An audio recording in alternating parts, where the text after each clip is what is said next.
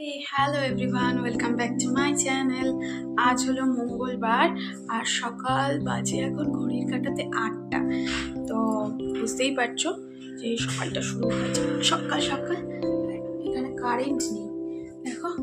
পুজো তো আমার সকালের একবার হয়েই গেছে, যেটা কিনা কর্তামশাই দিয়ে যায়। আমি জাস্ট এখানকার ধূপটা জ্বালাই, ও হচ্ছে তুলসী তলায় জল দিয়ে ওখানে ধূপটা জ্বালিয়ে রেখেছে। তো এখন যাবো, চাটা খাওয়া হয়ে গেছে, ও বেরিয়েও গেছে ফুল তুলতে। গাছে বেশ অনেকগুলো ফুল রয়েছে, আমার যে কটা প্রয়োজন আমি সে কটাই তুলে নিয়ে আসবো।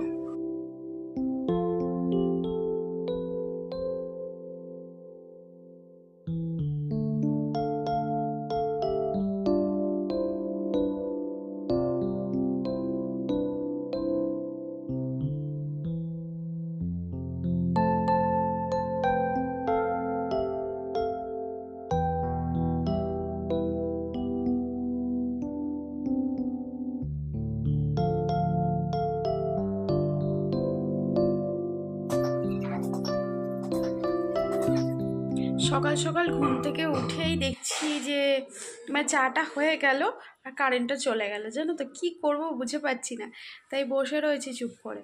কাজ তো প্রচুর রয়েছে, কিন্তু সকালবেলায় না ওই রকম তাড়াহুড়ো করে কাজ করতে আমি মোটেই পারি না। আর এক পারি না হচ্ছে খাওয়া দাওয়া হয়ে গেলে।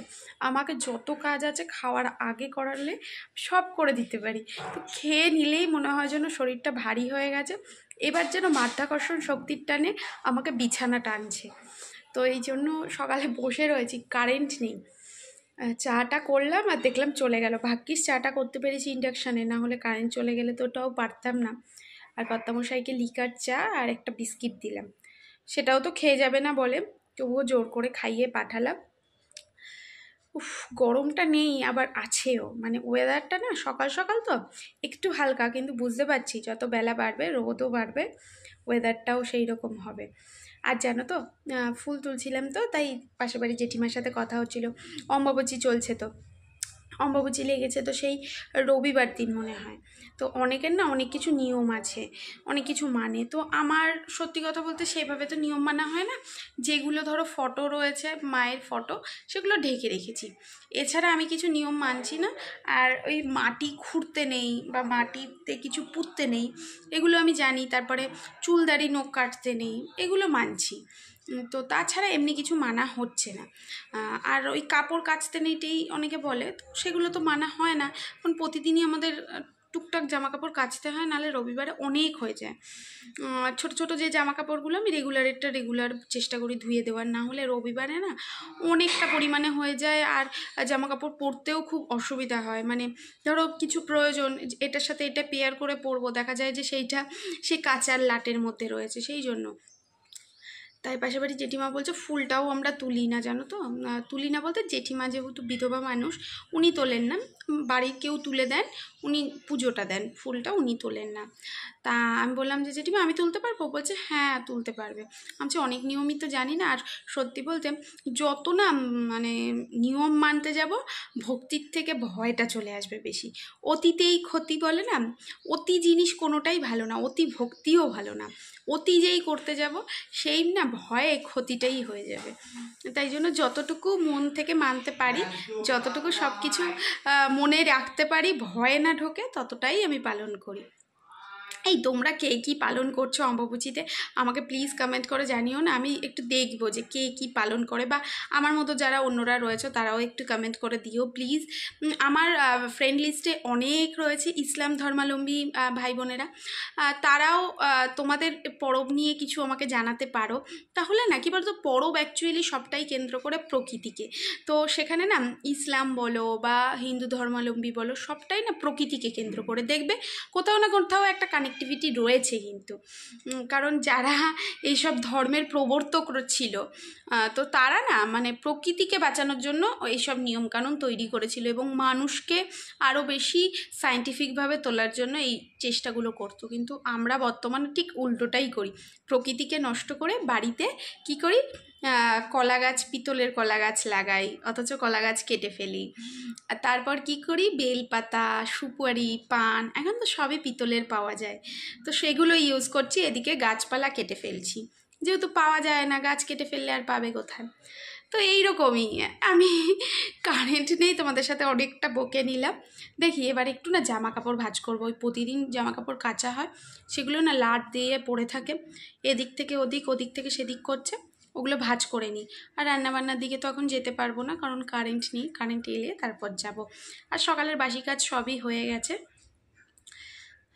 তো দেখা যাক কী করি, তোমাদের সাথে নিশ্চয়ই শেয়ার করব। আর যতটুকু শেয়ার করি সবটাই কিন্তু আমি চেষ্টা করি আন্তরিকভাবে করার। জানি না কতটা করতে পারি, আমার বন্ধু সংখ্যা খুবই কম, কিন্তু যারা রয়েছে তারা খুব সাপোর্টিভ, এবং যারা আমারকে সাপোর্ট করছে আমি চেষ্টা করি তাদেরকেও অনেকটা সাপোর্ট করার। সাথে থেকেও, পাশে থেকেও।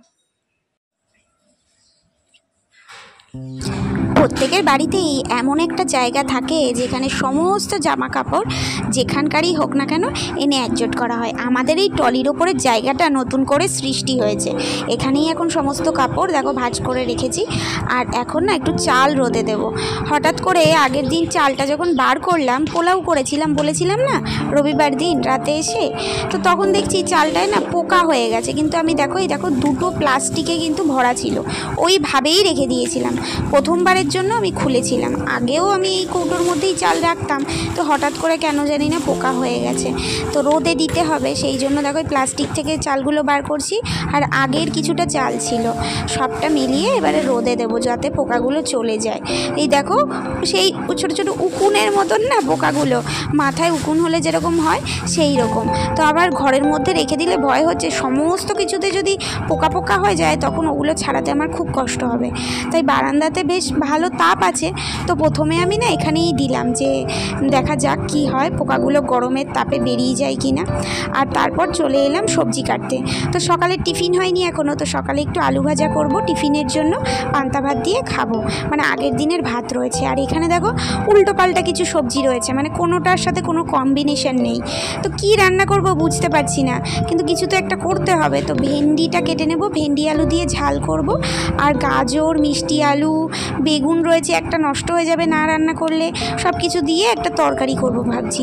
কি যে এই গরমের জ্বালাতন হয়েছে, সবজির দাম এত চড়া, এদিকে একদিন সবজি কিনে পরের দিন রান্না করতে না করতেই শুকিয়ে একদম মনে হয় যেন ইট হয়ে গেছে, পরের দিন আর রান্নাই করা যাবে না।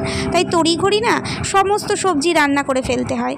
তো আজকে আমার একদমই মাথায় আসছিল না কি রান্না করব। কাটাতে এখন 9:30, সবই মোটামুটি হয়ে গেছে, শুধু তরকারিটা করতে হবে। আর পান্তা ভাত খেয়েছি তো সকালবেলা, ঝিমঝিম পাচ্ছি। এমনিই খেলে পরে মাছ সবজি সব আসছে, তো এখন আমি নেব না, যে দাদার থেকে নিই সে আসে হচ্ছে 11:30, 12টার সময়।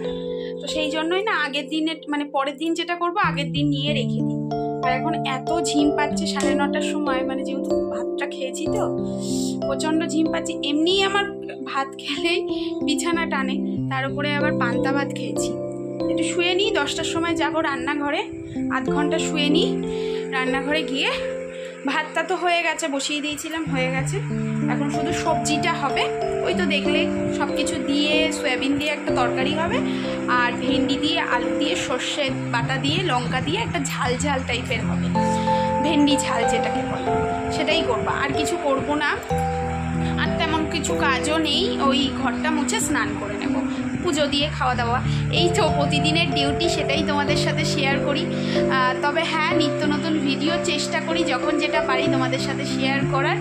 আর অনেক ভিডিও যেন তো জমে থাকে, ঠিক সময় মতন আমি পাবলিশ করতে পারি না কাজের চাপে। তবে যতটা পারছি এখন সময় দিচ্ছি, আশা করি তোমরাও আমাকে ভালোবাসা দিচ্ছ, আরও চেষ্টা করব সময় দেওয়ার যতটা পারবো। তো একটু রেস্ট নিই, আর বক বক করতে ইচ্ছে করছে না। রান্না করতে করতে বারবার ছুটে আসতে হচ্ছে এই দেখো ছাদের ওপরে। কেন বলো তো, ওই যে চালগুলো রোদে দিয়েছিলাম না ব্যালকনিতে, তো ওখানে হালকা তাপ আসে। তা জেঠিমা দেখে বললো, সুস্মিতা এই তাপে পোকা যাবে না, তুমি এক কাজ করো ছাদে গিয়ে মেলে দিয়ে আসো। তো বারবার মেলতে হচ্ছে, আবার উল্টে পাল্টে দিয়ে যেতে হচ্ছে। তো পোকাগুলোর তো মানে কিছু ব্যবস্থা হলোই না, কারণ পোকাগুলো মরে মরে সেই চালেই পড়ে থাকছে। আর কিছু পোকা জানো তো হেঁটে হেঁটে এদিক সেদিক চলে যাচ্ছে। কিন্তু আমার অবস্থা কিন্তু খুব খারাপ হয়ে গেছে। রান্না করতে করতে দৌড়ে দৌড়ে ওই 3তলা দোতলার ওপরে ছাদে এসে আর না নিচে নামতে পারছি না, জানো তো, চোখে মুখে যেন অন্ধকার দেখছি, মাথাটা কেমন ঘোরাচ্ছে। আর এই বাড়িতে সিঁড়িগুলোতে তো রেলিং নেই, মনে হচ্ছে মাথা ঘুরে পড়ে গেলে একেবারে সর্বনাশ। কিন্তু সর্বনাশটা ওভাবে না হয়ে দেখো কি সর্বনাশ আমি বাঁধিয়ে বসলাম। রান্নাবান্না শেষ করে ঘরটা মুছতে এসেছিলাম, এই যে লাঠি দিয়ে আমি মুছি তোমরা দেখো না প্রতিদিন, ওই লাঠিটা একটা প্লাস্টিকের ক্যাপ ছিল জানো তো ওপর দিকটাতে, তো ওইটা না পিঁপড়ে ভর্তি হয়ে গেছিলো বলে ও রবিবার দিন খুলে রেখেছিল। তো আমিও আর সেটা পরাইনি, পরে ওই স্টিলের স্ট্যান্ডটা দিয়েই আমি মুছছিলাম। আর এই দেখো সর্বনাশটা ঘটে গেল, নখের পাশ থেকে একদম মানে এমনভাবে কেটে গেল না, আর এত রক্ত আমি না নিজেকে বুঝাতে পারছি না কি করব, সারা ঘর রক্তাক্ত হয়ে যাচ্ছে। ওই দেখো ওই যে ওই জায়গাটায় পুরো রক্ত হয়ে গেছিলো, আমি জল দিয়ে ধুয়ে দিয়েছি জানো। আমি কি করব বুঝতে না পেরে একটু অ্যালোভেরা জেল দিলাম, তাও দেখছি ফিনকি দিয়ে রক্ত বেরোচ্ছে। আর এমন জায়গায় কেটেছে রক্ত বেরোনোটাই স্বাভাবিক। তারপরে ভালো করে হলুদ গুঁড়ো চেপে দিলাম রান্নাঘর থেকে এনে। তো কি করব মাথায় কাজ করছিল না বলে ওকে ফোন করলাম, তো ও ব্যস্ত ছিল, সেই জন্য না আমি ওকে ভিডিও করে পাঠালাম যে এইরকম অবস্থা, মাথা ঘুরে যদি পড়ে থাকি তাহলে তো দেখার কেউ নেই, যাতে কোনো কিছু হওয়ার আগে ও আসতে পারে।